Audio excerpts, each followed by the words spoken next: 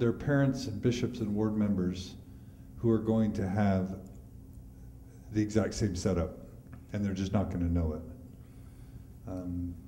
They're going to relive what you've lived, because this is your story is not, and your son's story is not unique. It's not solitary. There are many others.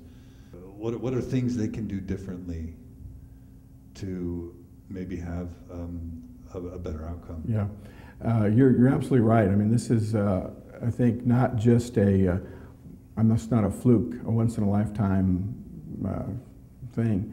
I spoke at a NAMI, which is the National Association of Mental Illness, a while ago at a symposium.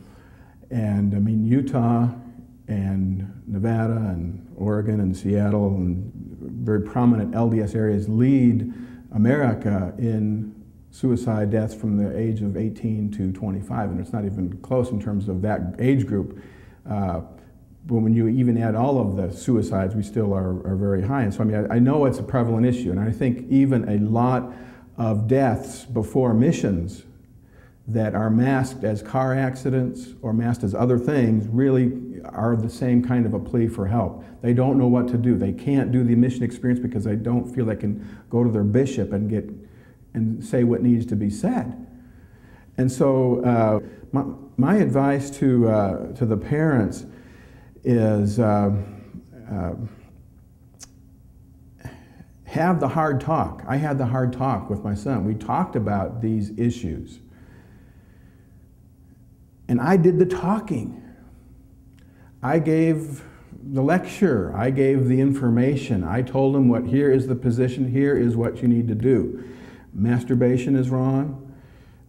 Don't do petting, necking with women, don't do these things. You know, this is the law, here's the scriptures, read it, and I went through one by one on the youth card that they have, and I went through all of that stuff. And I'm thinking I'm doing a good job as a parent because I'm doing what I'm told to do.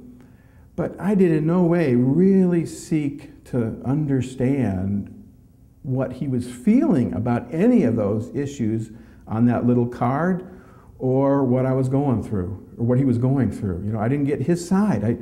I was just presenting it one way, thinking that that's the way it is. But when they're that old, I mean, there's already feelings, there's already inclinations, and I wasn't sensitive to really zero in on using my eyes and using my ears fully to understand what he's really trying to say.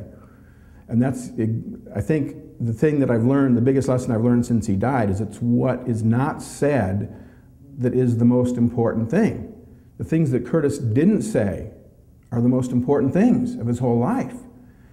And so, like in every conversation, what is the body language telling me about what is this child not saying?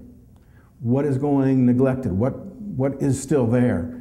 And that's what I'd say to parents, is just really seek to listen with your eyes and understand what issues may be there, and pick up on it and have the big talk and really let them do the talking, not you. You talk 5%, let them do the talking. What about to bishops or to the church? Let's say to the ward family, and then we'll talk about the ward family.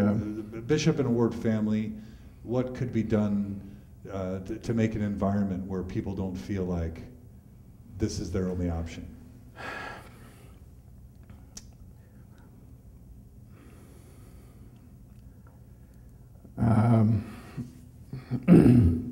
Let me think here. How's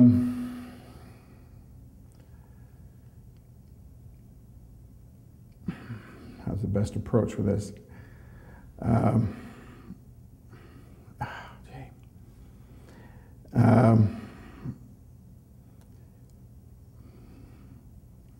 trying to think. I guess I'll say it this way. Having been in the High Council when I lived in Provo, I saw, I'm going to guess, 30 excommunications in my life while I was serving in that High Council. And in that time, I really saw that a lot of those issues that came up really started at a very, very young age, and they were unexpressed. And I can't remember who said the phrase, but unexpressed feelings never die. They are buried alive and they come forth later in uglier ways. And the fact that there's no way for these people to feel safe to express themselves because the structure of the church is so strict on a specific policy that if you waver from that, they can't feel safe anyway to express that. So there needs to be, maybe that's more for the church-wide thing, but for the ward leader, the bishop specifically, go on the assumption of every person there is a gold nugget. And you're not going to know where you're going to find that gold nugget. And they may be all kinds of facades and all kinds of different things, but the soul, that gold nugget inside is the prize. And go for that gold nugget inside each one of those youth instead of just saying, follow off these 14 points in this youth booklet.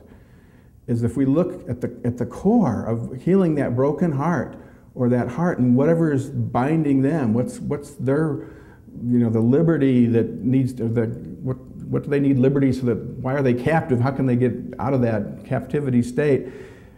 How do we let bishops, to do that, to get that? And the only way is just, again, pure listening with the heart, listening with the eyes to try to get to that gold nugget. So not having an end for them, but understanding who they are and developing that. Yeah, understanding who they are. I think the church has become so mechanical in many ways that you follow the lesson manual, you follow the curriculum, and I've taught high priest quorum for many years, and I've taught gospel doctrine for probably another 15 years, and I know what the curriculum, what it is, and you're supposed to follow that word for word. And bishops have the same thing. They've got the guides and they've got all these things to do, and it becomes very routine, and you do all these things and you forget the whole process is the worth of that one soul, and how do you get to that soul? It's individual. It's that one-on-one situation. And maybe not every kid can relate to every bishop, and that's understandable. But still, they can put aside the manual and focus less on administering and more on ministering to the needs of that one individual.